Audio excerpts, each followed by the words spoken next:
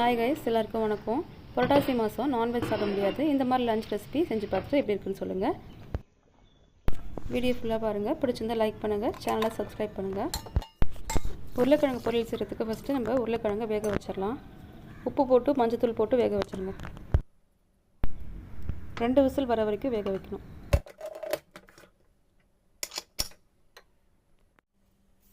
அடுத்து கிளி போட்ட சாம்பார் செய்கிறதுக்கு ஒரு 50 கிராம் பருப்பை நல்லா 3 தடவை கழுவிட்டு அதை ஒரு 4 விசில் வர வரையும் வேக வைக்கணும். அது கூட நம்ம பழுத்த தக்காளி ஒன்று சேர்த்துக்கணும். எப்பயும் போல் பூண்டு,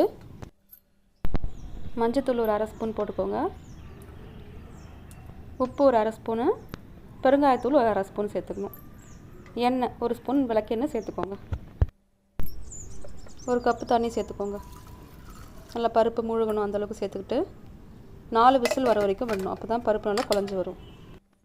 தண்ணியை கொஞ்சமாக சூடு பண்ணி ஒரு நெல்லிக்காய் சைஸ் புளியை ஊற வச்சுருங்க. அப்போ தான் கரைக்க ஈஸியாக இருக்கும். உருளைக்கிழங்கு மசாலா செய்கிறதுக்கு பச்சை பட்டாணியை ஊற வச்சுக்கணும். நல்லா கழுவி ஊற வச்சுக்கணும். உருளைக்கிழங்கு பருப்பு நல்லா வேகட்டும். நம்ம புடலங்காய் ஃப்ரை பண்ணுறதுக்கு அதை கட் பண்ணிக்கலாம். ரவுண்டாக கட் பண்ணி உள்ளே இருக்க விதையெல்லாம் எடுத்துகிட்டு ஒரு 2 ஸ்பூன் தனி மிளகாத்தூள், ஆச்சி மிளகாத்தூள் எடுத்துருக்கேன், அதை சேர்த்துக்கோங்க. உப்பு ஒரு 1/2 ஸ்பூன்லேருந்து 1 ஸ்பூன் வரையும் சேர்த்துக்கலாம். அரிசி மாவு 1 ஸ்பூன் சேர்த்துக்கோங்க. ஒரு 1/2 எலுமிச்சைப்பழத்தை நல்லா புழிஞ்சு விட்டுக்கணும்.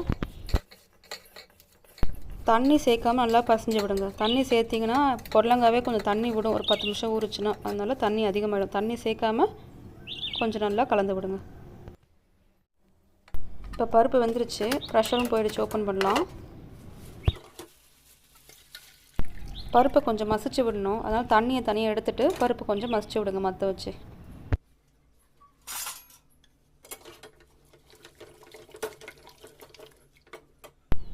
பருப்பு கொஞ்சம் நல்லா குழஞ்சி வந்த மாதிரி வந்துருச்சு மசிச்சு விட்டோடனே. சாம்பாரை தாளித்து விட்டுடலாம். ஒரு 3 ஸ்பூன்லேருந்து 4 ஸ்பூன் வரை எண்ணெய் ஊற்றிக்கலாம்.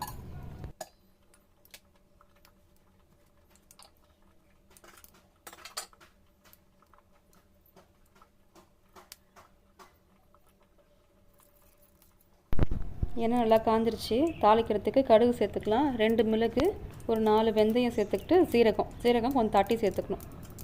அதை பூண்டை தோலோடு இருக்கும் பார்த்திங்களா, அது கூட தட்டி சேர்த்திங்கன்னா ரொம்ப டேஸ்ட்டாக இருக்கும். தாளிக்க கருவேப்பிலை போட்டுக்கலாம். மிளகாய் பழுத்த மிளகாய் 2 சேர்த்துக்கிறேன். காஞ்ச மிளகாய் ஒரு 10 மிளகாய் சேர்த்துக்கணும். பூண்டு நீல வாக்கில் கட் பண்ண பூண்டு. இஞ்சி பார்த்திங்கன்னா சின்ன சின்னதாக 4 துண்டு. நல்லா எண்ணெயில் வறுபடட்டும். இப்போ வெங்காயம் சேர்த்துக்கலாம். நீல வாக்கில் கட் பண்ண வெங்காயம் சேர்த்துக்கலாம். ரொம்ப வதங்கக்கூடாது, கொஞ்சம் பொன்னிறமாக ஆகிற வரைக்கும் வதங்கணும்.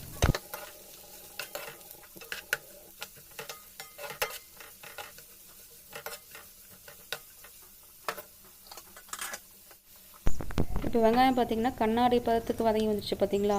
இந்த டைமில் நம்ம 1 ஸ்பூன் ஜீரகத்தூள், ஒரு 1/2 ஸ்பூனு மிளகுத்தூள் சேர்க்கணும். சேர்த்து கொஞ்சம் வதக்கணும். ஜீரகத்தூள் சேர்த்து ஒரு 3 நிமிஷம் வதங்கணும்.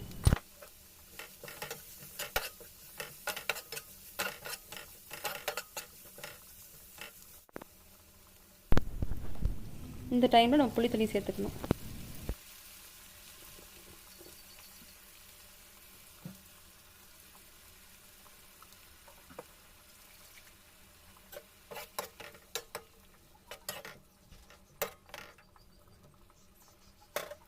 சும்மா ஒரு கொதி வந்தோடனே நம்ம கடைஞ்சி வச்சுருக்க பருப்பை சேர்த்துடணும். அது கூட நம்ம எடுத்து வச்ச தண்ணி, பருப்புலேருந்து எடுத்தோம்ல அந்த தண்ணியும் சேர்த்துடணும்.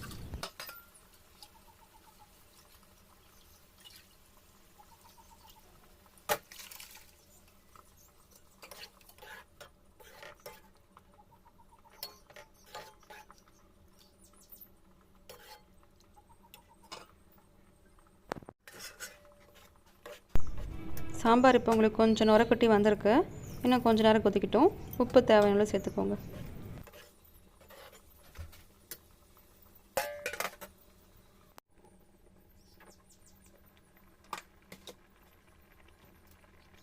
இப்போ கிளி போட்ட சாம்பார்னு நல்லா வாசம் அடிக்கும். அந்த டைம் போதும். நம்ம மல்லித்தழை தூவி இறக்கிடலாம்.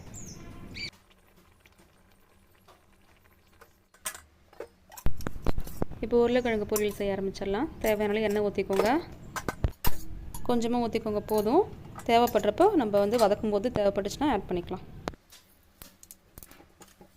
தாளிக்கிறதுக்கு எப்பயும் போல் கடுகு போட்டுக்கணும். உளுந்து கொஞ்சம் போட்டுக்கோங்க. சோம்பு, சீரகம் சேர்க்கக்கூடாது, சோம்பு சேர்க்கணும். உருளைக்கிழங்கு மசாலாவுக்கு அதுதான் நமக்கு ஃப்ளேவர் கொடுக்குறதே. பூண்டு தோலோடையும் இஞ்சியும் சேர்த்து தட்டி போட்டுக்கணும். கருவேப்பிலை போட்டுக்கணும். ரொம்ப பொரியக்கூடாது. அப்படியே கொஞ்சம் மீடியம் ஹீட்டில் வச்சு கொஞ்சம் வதக்குங்க. வெங்காயம் கொஞ்சமாக நீல வாக்கில் கட் பண்ணி சேர்த்துக்கணும். கொஞ்சம் கண்ணாடி பதத்துக்கு வர வரைக்கும் வதக்கலாம். இப்போ லைட்டாக வதங்கிடுச்சு. தக்காளி ஒரு அரை தக்காளி போதும் சேர்த்துக்கோங்க. தக்காளி கொஞ்சம் வதங்கட்டும்.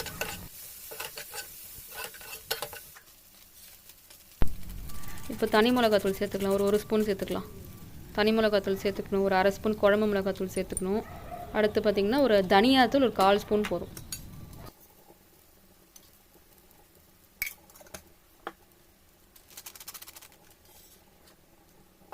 எல்லாம் எண்ணெயில் கொஞ்சம் வதங்கணும், பச்சை வாசம் போகிற வரைக்கும். இப்போ உருளைக்கிழங்கும் பச்சை பட்டாணியும் சேர்த்துக்கலாம். நல்லா கலந்து விடுங்க. அந்த டைமில் கொஞ்சம் ட்ரையாக இருந்ததுன்னா ஒரு ஸ்பூன்லேருந்து ஒரு 2 ஸ்பூன் வரைக்கும் எண்ணெய் சேர்த்துக்கலாம்.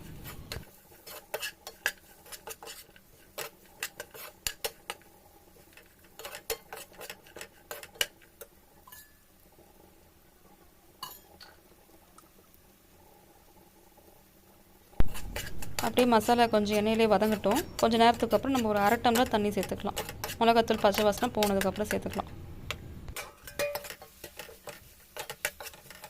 தண்ணி சேர்த்துக்கப்புறம் கொஞ்சம் நல்லா கலந்து விடுங்க. மசாலா நல்லா ஒன்றோட ஒன்று கலந்து உங்களுக்கு மசாலா டேஸ்ட்டாக வரும்.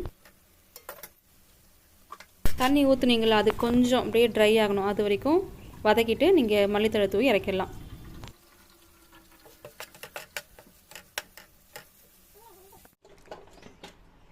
நான் சொன்ன மாதிரி பொடலங்காய் தண்ணி விட்டுருக்கு பார்த்தீங்களா, அதனால் தண்ணி சேர்க்கக்கூடாது. பொடலங்காவை ஃப்ரை பண்ணி எடுத்துடலாம். லைட்டாக ஒரு 2 ஸ்பூன் மட்டும் எண்ணெய் ஊற்றிக்கோங்க. எண்ணெய் ஊற்றிக்கிட்டு பொடலங்காவை பொறுமையாக போட்டு மீடியம் ஹீட்டில் வச்சுக்கணும். ரொம்ப வச்சிடாதீங்க, தீஞ்சிரும். மீடியம் ஹீட்டில் வச்சு வறுத்து எடுத்துக்கலாம்.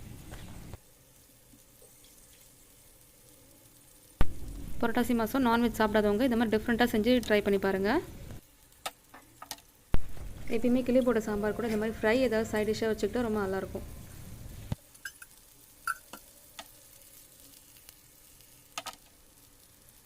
எண்ணெய் நல்லா போகிற மாதிரி பேன் எடுத்து அப்பப்போ இந்த மாதிரி சாய்ச்சி விடணும். கருவேப்பிலை போட்டுக்கோங்க. கருவேப்பிலையும் போட்டுக்கலாம், பூண்டும் போட்டுக்கலாம். கொஞ்சம் தட்டி வாசனையாக இருக்கும்.